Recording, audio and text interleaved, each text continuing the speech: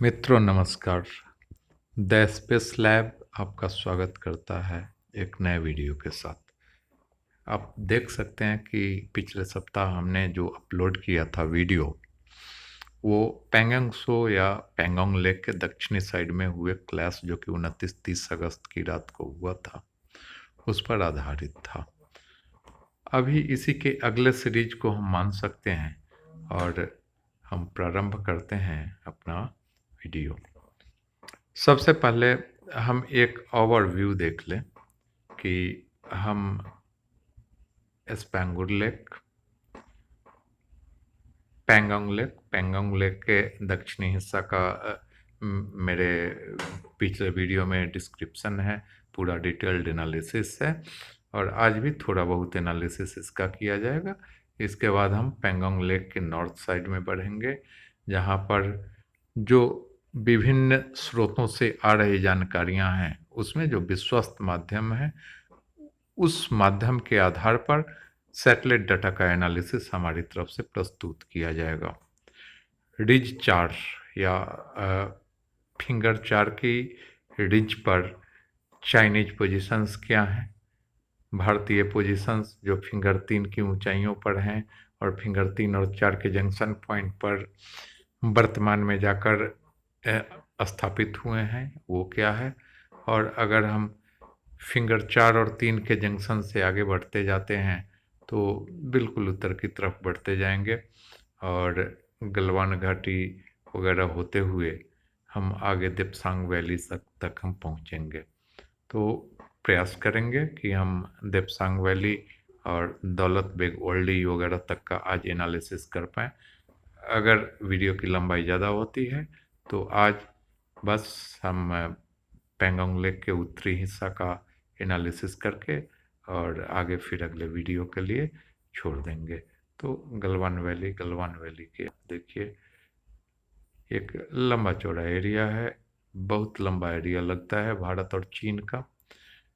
ये देप्सांग वैली और यहीं पर है दौलत बेग ओल्डी रनवे, जो कि बिल्कुल नदर मोस्ट पॉइंट है इंडिया का, उससे बिल्कुल करीब है। तो चलिए अब हम प्रारंभ करते हैं, पैंगोंग त्सो के किनारे बढ़ते हैं। जैसा कि मैंने पिछले वीडियो में बताया था कि हेलमेट टॉप से लेकर के पॉइंट 4830 या थाकुंग टॉप और उसके और नीचे बढ़ने पर फुरचुकला, गुरुंग हिल के नीचे टेबल टॉप के बाद मगर हिल और टेबल टॉप के बीच का स्पैंगुर गैप, इन सारे पॉइंट्स का हमने चर्चा किया था पिछले वीडियो में। उसके बाद खबर ये आ रही थी कि 6, 7 और 7, 8 अगस्त की रात को, सितंबर की रात को, 7-8 सितंबर की रात को या शाम को जो झड़प हुआ, उसमें ऐसा कहा जाने लगा, जो कि चाइनीज मीडिया की तरफ से भी खबर आया कि पहले डिस्प्ले में हमारा यहाँ पर ये पैंगोंग लेक है।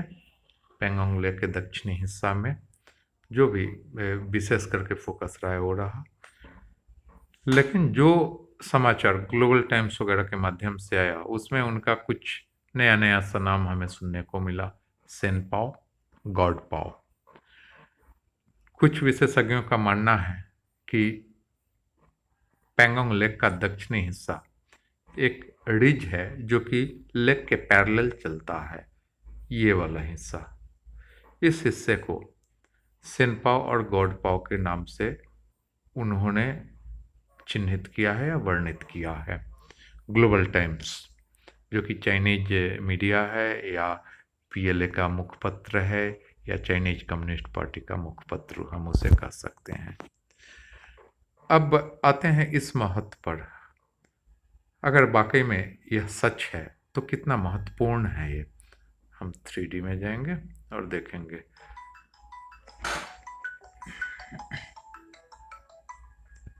सर्वप्रथम ये रिज जो हमारा क्लेम लाइन भी है, उस क्लेम लाइन के अंदर आता है।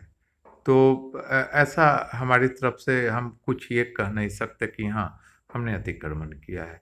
अगर वाकई में ये हमारे अधिकार क्षेत्र में आ चुका है तो यह चाइनीज आर्मी के लिए और चाइनीज प्रशासन के लिए बहुत बड़ा सर दर्द होगा। आप यहाँ से देखिए, अगर हमारा पोजीशन इन पर्टिकुलर रिजेज पर है या इन चोटियों पर है, और यहाँ से अगर हम सीधे सामने की तरफ देखते हैं तो पूरा का पूरा चाइनीज एरिया एक्सपोज होता है इस जगह से, और इनका एक एक एक्टिविटी हमारी नज़रों के सामने होगा। और तकरीबन 10 किलोमीटर की दूरी बनती है इस रिज से, और पैंगोंग लेक के उत्तरी किनारे के जो भी चाइनीज कैंप्स हैं उस कैंप को टच करने का या उस कैंप को हिट करने की बात अगर आती है तो यह तकरीबन 10 किलोमीटर की दूरी बनती है। अब हम मानकर चलते हैं कि इसमें सच्चाई है और हमारे आर्मी ने इस क्षेत्र को अपने अधिकार क्षेत्र में ले लिया है। थोड़ा सा पीछे बढ़ेंगे, ब्लैक टॉप, जो समाचार पिछले सप्ताह 29-30 अगस्त की रात की थी उसके अनुसार से ब्लैक टॉप भारतीय कब्जे में है, किंतु एक बाधा ये थी कि यहाँ 5040 ऊंचाई पर एक चाइनीज पोजीशन है। इस चाइनीज पोजीशन का वायरल हुआ था वीडियो, जो कि चाइनीज आर्मी के द्वारा ही लीक किया गया था, और उसमें यह दर्शाने का कोशिश किया गया था कि ये जो सर्पेंटाइन रोड है, जो बॉटम स्थित कैंप से लेकर के यहाँ पर इनका एक कैंप है मोल्डो से इसका संपर्क स्थापित होता है। मोल्डो कैंप यहाँ पर है। मोल्डो कैंप से होते हुए ये इस रिज तक आता है, और इस रिज से उतरते हुए या फिर पैंगोंग लेक के पॉइंट तक जाता है, और वहाँ से फिर यह चुसुल वाले एरिया की तरफ बढ़ जाता है, हेलमेट टॉप के नीचे की तरफ, जहाँ तक पेट्रोल किया जाता था भारतीय सेना द्वारा और साथ साथ चाइनीज आर्मी द्वारा, पीएलए द्वारा भी। अब एक तो ये हो गया कि हम इसे थोड़ा इस तरह समझाने का प्रयास करेंगे कि इस पर्टिकुलर पॉइंट से लेकर के यहाँ से, और हम इस पूरे सीरीज की बात करते हैं। जो मीडिया की खबरें हैं वो 10-11 किलोमीटर का वो ये है। अब अगर हम इस पर्टिकुलर सीरीज का जो अभी हमने विश्लेषण देखा तो निश्चित ही एक बहुत बड़ा फैक्टर रहा है जो कि भारतीय पक्ष में जाता हुआ दिख रहा है। अब हम इसके आगे बढ़ेंगे, और इसके आगे बढ़ने के बाद हम देखेंगे उत्तरी किनारे पर जो हमारा आज का मूल बिंदु है। मित्रों, मैं एक सैटेलाइट डाटा प्रोफेशनल के रूप में या रिमोट सेंसिंग प्रोफेशनल के रूप में जब से नदर्न साइड का डाटा अपडेट किया गया था, जो कि 15 जून 2020 का डाटा है, और ये डाटा अपडेट किया गया था गूगल अर्थ पर, तब से मैं इस स्थिति में था कि मैं समझ पाऊँ कि हाँ, चाइनीज ने अपना वादा तोड़ा है, और जो लाइन ऑफ एक्चुअल कंट्रोल के 2 किलोमीटर तक कोई भी कंस्ट्रक्शन नहीं करना है उसको इन्होंने ब्रेक किया था। आप देख सकते हैं यहाँ पर इनके रहने का, इनके आर्टिलरीज का, अस्त्र शस्त्र से लेकर भोजन सामग्री के स्टोरेज, इनके रहने का, इनके गाड़ी का सारा कुछ निर्माण इन्होंने किया था। और उसके बाद अब हम फिर से 3D मोड में जाएंगे और देखेंगे यहाँ पर कि इन रिज लाइन्स पर चढ़ते हुए हम देखेंगे बीच बीच में इन्होंने अपना कैंप भी स्थापित किया। छोटा बड़ा बहुत सारा कैंप इन्होंने स्थापित किया यहाँ पर 4460 मीटर की ऊंचाई पर। फिर वर्तमान में कहने को तो ये अपने एलएसी के अंदर हैं, चाइनीज क्षेत्र में है, फिर भी जो कंडीशंस है, जो कि द्विपक्षीय शर्त है, उसका स्पष्ट उल्लंघन है। फिर 4490 मीटर की ऊंचाई पर इनका पोस्ट इन्होंने स्थापित कर लिया। उसके ऊपर और देखेंगे तो 4520 मीटर, 4520 से भी हम आगे बढ़ते जाते हैं तो इनका एक और पोस्ट थोड़ी ऊंचाई पर आएगा। कहने का अर्थ कि नीचे से लेकर के ऊपर तक इन्होंने ढेर सारा पोस्ट स्थापित किया। 4790 मीटर, और यहाँ पर एक बहुत बड़ा सा बेस स्थापित किया था।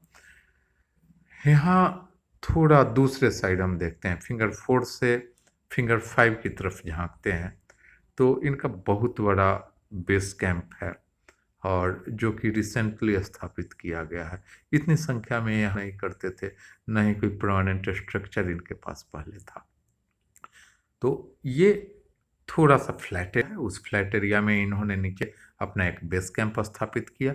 यहाँ से पगडंडी होते हुए ये आते हैं उन रिजलाइंस की ऊंचाइयों पर, और रिजलाइंस की ऊंचाइयों पर आकर के इन्होंने अपना एक डोमिनेंसी स्थापित किया।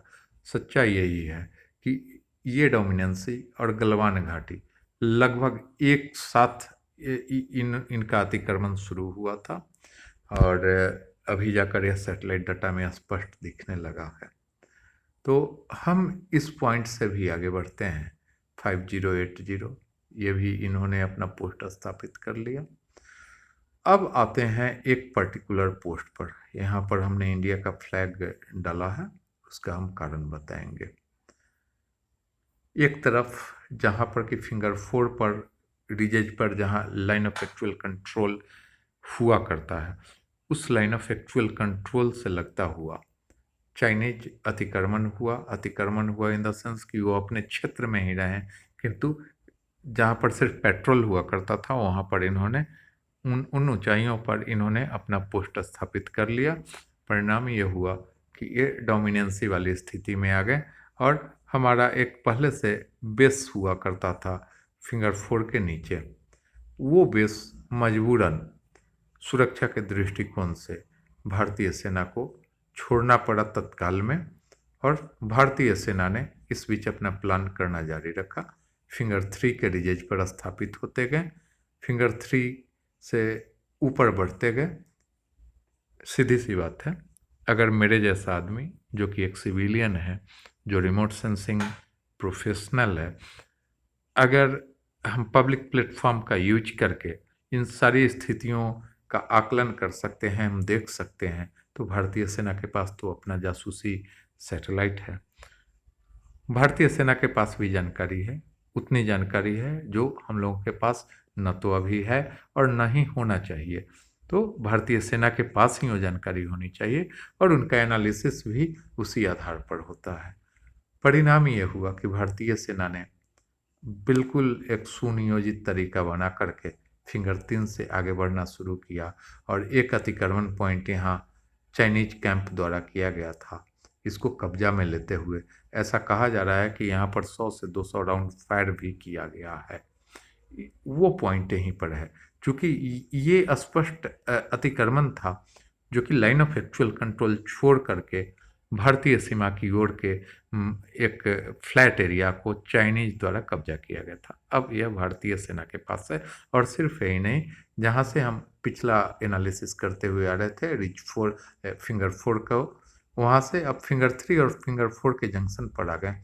यह क्षेत्र जिसकी ऊंचाई लगभग 5100 मीटर है, 5085 मीटर, तो ये अब भारतीय सेना के नियंत्रण में है। यहाँ पर कई सारे पोस्ट हुआ करते थे जो मई जून के महीने में चाइनीज द्वारा स्थापित किया गया था।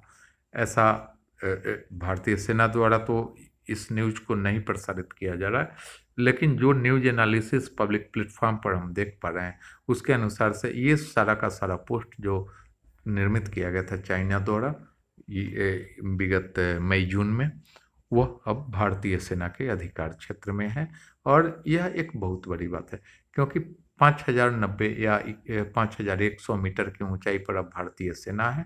इनका 3-4 जो पोस्ट था वो अभी अपने पास आ गया, और जब हम फिंगर 4 में टुवार्ड्स पेंगोंग सो की तरफ, पेंगोंग लेक की तरफ जब हम बढ़ते हैं तो ऊंचाई घटती जाती है, अर्थात अब हम डोमिनेंट हैं। यहाँ पर जब जवाबी कार्रवाई की स्थिति आएगी, अगर वास्तविक युद्ध की स्थिति बनती है, तो अब हम इतना सक्षम हैं कि इन सारे पोस्ट की मदद से हम फिंगर 4 पर नीचे की तरफ दुश्मनों का सफाया करते हुए, और सिर्फ यही नहीं बल्कि जो बहुत बड़ा एरिया इन्होंने नीचे बना रखा है, यह एक बहुत बड़ा युद्ध का मैदान बनेगा और एक के बदले 5 भी नहीं बल्कि एक के बदले 10, एक के बदले 20 वाली बात तो होगी। अगर हमारा कैजुअलिटी होता है एक, तो उसके बदले इनका 10 या 20 कैजुअलिटी की स्थिति बनेगी। इतना भयावह परिणाम होगा। परिणाम स्पष्ट है अब, चाहे हम नॉर्दर्न पॉइंट की बात करें या सदर्न पॉइंट की पैंगोंग त्सो के। चीन घिर चुका है और इसीलिए बिलबिला रहा है और अब वह अंतर्राष्ट्रीय स्तर पर यह प्रयास कर रहा है कि कैसे भी भारत अपनी आर्मी, भारत अपनी सेनाओं नॉर्दर्न साइड से पैंगोंग त्सो के ऊपर नॉर्थ साइड में फिंगर 3, फिंगर 4 वाले पॉइंट से और साथ ही सदर्न पार्ट में जो कि ब्लैक टॉप, हेलमेट टॉप, गुडुंग हिल, मगर हिल और स्पांगुर। यहाँ पर एक चीज़ एनालिसिस करना आवश्यक लगता है। ये जो मोल्डो है इनका, मोल्डो से इन्होंने बड़ी अच्छी व्यवस्था कर रखी थी। इसका विश्लेषण मैंने अपने पिछली वीडियो में भी थोड़ा किया था। तो इन्होंने ऐसा कर रखा था कि ये सारा का सारा पोस्ट चाइना का था। तक तो बिल्कुल जो अभी ये चाइना मिलिट्री का हुआ करता था, जो कि इंडियन मिलिट्री के पास अभी आ गया। यहाँ अपना एक रनवे है और रनवे से बिल्कुल लगा हुआ चाइनीज मिलिट्री का यहाँ तक पोस्ट हुआ करता था। अभी वो हम यहाँ पर देख सकते हैं स्पैंगो गैप और यहाँ पर स्थित चाइनीज मिलिट्री का एक, हाँ ये वाला। तो ये सारा का सारा अभी भारतीय नियंत्रण में है और जो वर्तमान परिस्थितियां बन रही है, ऐसा विश्वास किया जा रहा है या ऐसी जानकारी है कि इस मोल्डो में, इनके मोल्डो कैंप में चाइना के तकरीबन 5 से 7 हज़ार सैनिक हैं। थोड़ा एनालिसिस करके देखते हैं यहाँ पर क्या होने वाला है। बिल्कुल नीचे है मोल्डो, देख लीजिए। हम हैं यहाँ पर सामने ब्लैक टॉप पर, इस पर्टिकुलर पॉइंट पर हम हैं। कुछ नहीं कर सकता है चाइना। इनका 5 से 7 हज़ार, अगर हमारा 1000 सैनिक भी हो जो कि इन रिजेज पर जैसा कि अभी स्थापित है, तो चाइना के पसीने छूट जाएंगे, या तो उनको सरेंडर करना पड़ेगा या मारे जाएंगे युद्ध की स्थिति में। तो हालांकि उन्होंने इन टॉप्स पर भी अपने छोटे छोटे यूनिट्स लगा रखे हैं, किंतु भारतीय क्षेत्र में या जो इन टॉप्स पर भारतीय सेना की तैनाती अभी है, तो उस तैनाती के अंतर्गत यहाँ पर भारतीय सेना की क्षमता भी अच्छी खासी है और वो लगभग चाइना के बराबर ही है। किंतु हम ऊंचाई पर हैं, चाइना नीचे है और इस कारण से चाइना घिर चुका है, बहुत बुरी तरह घिर चुका है। चाहे हम बात करें ये मोल्डो की या फिर इनके फिंगर 4 वाले एरिया की बात करें। अब हम यहाँ से आगे बढ़ेंगे। ये था हमारा पैंगोंग लेक के आसपास के एरिया का एनालिसिस। हम थोड़ा आगे बढ़ते जा रहे हैं और हम देखेंगे कि आखिर एलोंग द LAC क्या स्थिति है, कहाँ कहाँ लड़ाई की स्थिति बनती है। एक जगह आता है अनेला, यहाँ पर दोनों तरफ से भारतीय क्षेत्र की तरफ से भी रोड है और दूसरी तरफ अगर देखें तो यहाँ पर चाइनीज क्षेत्र की तरफ से भी रोड है। इस तरह और हम आगे बढ़ते जाएंगे, किंतु मुझे लगता है कि हमें ये अगले वीडियो के लिए छोड़ देना चाहिए और हम मिलेंगे अगले वीडियो में। तब तक के लिए हमें अनुमति दीजिए। एक बार से फिर से हम भारतीय सेना के जयकारा के साथ निमा तेंजिन को श्रद्धांजलि देते हुए और अपनी बात पूर्ण करते हैं। अगले वीडियो तक के लिए सब्सक्राइब करना ना भूलें।